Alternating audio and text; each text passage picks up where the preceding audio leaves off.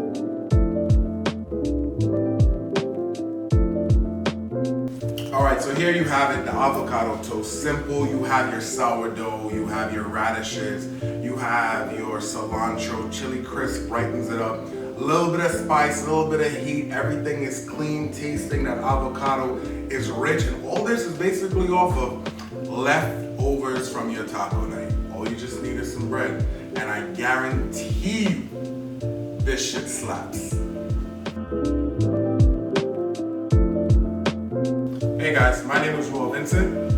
I'm from Brooklyn, New York, and I am a chef. Boom, that shit sucked.